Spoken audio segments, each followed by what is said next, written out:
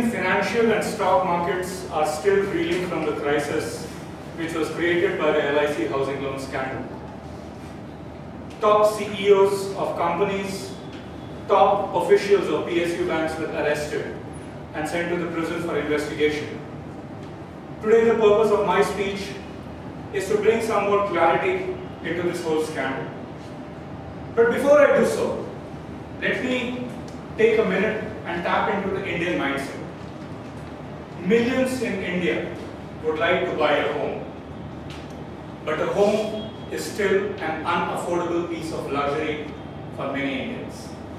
So what do? We save money for that one dreamy day when we could have sufficient money to buy a home. And we save money in our bank deposits. According to data from the Reserve Bank of India, or the RBI, 74% of the bank deposits in India are held by PSU banks, or public sector banks.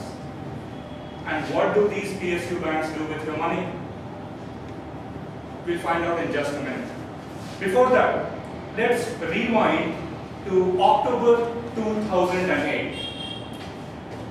America was in the middle of the biggest financial crisis. Lehman Brothers had just collapsed, Merrill Lynch, AIG, they were rescued by the government of US. There were several companies in India which had borrowed money from banks in the US. According to ASSOCHAM data, around $20 billion had been borrowed by Indian companies from American banks because the interest rates over there were much cheaper. October 2008, all these banks in America, they were facing the heat. They wanted all the money back home. But these Indian companies, they had parked their money into mutual funds. And guess where the mutual funds had parked the money in? Us.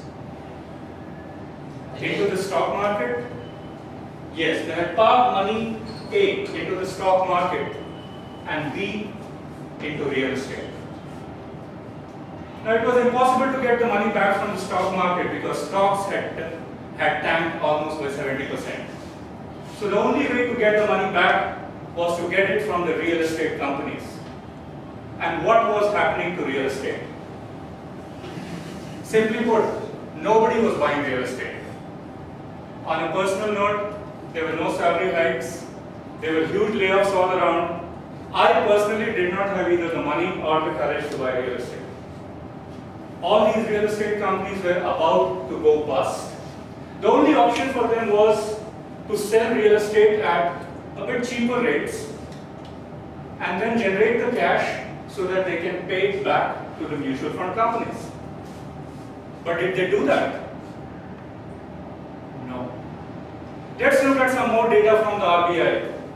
For the financial year that ended on May 23rd, 2008, PSU banks in total had lent 62,000 crore rupees to real estate companies.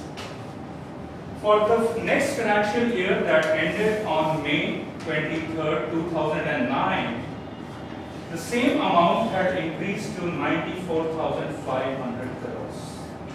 That was an increase of 32,500 crores, or a mammoth 55% increase.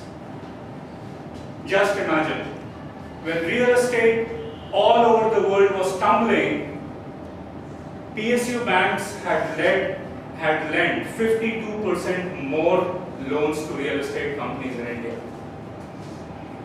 And what may be the reason? Your guess is as good as mine. The real estate companies, they paid huge bribes to top officials from PSU banks so that these officials could value their assets higher and give them loans to survive the crisis. Let's look at another aspect of this crisis, and let's see, if the PSU banks gave away these loans, where did they get the money from? It was nothing but my money, your money, our money, which was invested with these PSU banks in deposits, in bank deposits. Let's look at another aspect of this whole crisis which affects us.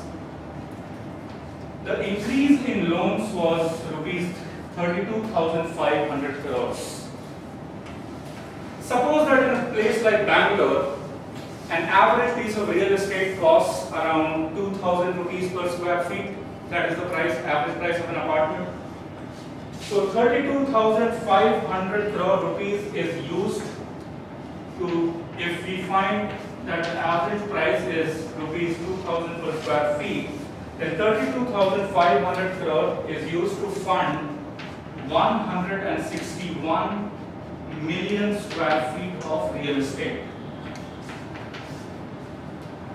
Now let's have another assumption that the average size of an apartment is around 1,000 square feet. That's a reasonable assumption.